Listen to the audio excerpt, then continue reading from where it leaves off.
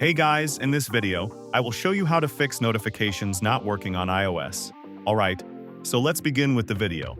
The first thing you want to verify are two common settings: low power mode and do not disturb. Low power mode limits background activity, which could prevent notifications from coming through. Do not disturb, on the other hand, silences notifications entirely. To verify both of these, swipe down from the top right corner of your screen to access the control center.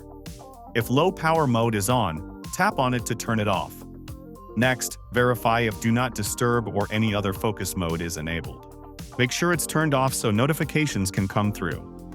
Next, we're going to dive into your settings to ensure notifications are enabled for apps you are having issues with. Open the Settings app. Scroll down and tap on Notifications. Here you will see a list of your apps. Find the specific app that isn't sending notifications. Tap on it and make sure the Allow Notifications toggle switched on. While you are here, take a moment to customize how you want to receive notifications from this app. You can choose whether you want them to appear on your lock screen, as a banner, or as sounds. You can also enable badges, which display a small red notification bubble on the app icon. Some apps have their own in-app notification settings, so you want to check that to open the app that's giving you trouble and head to its settings section.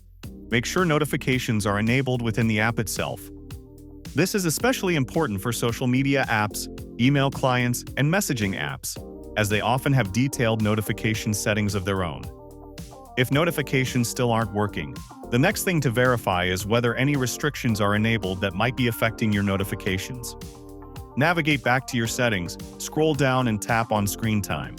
From here, tap on Content and Privacy Restrictions. If it's enabled, it could be blocking certain apps from functioning correctly, including preventing notifications from coming through. Make sure Contents and Privacy Restrictions are turned off. Or at the very least, make sure that no settings within the section are limiting notifications. If none of these solutions have worked so far, we may need to take a more drastic step by resetting all settings.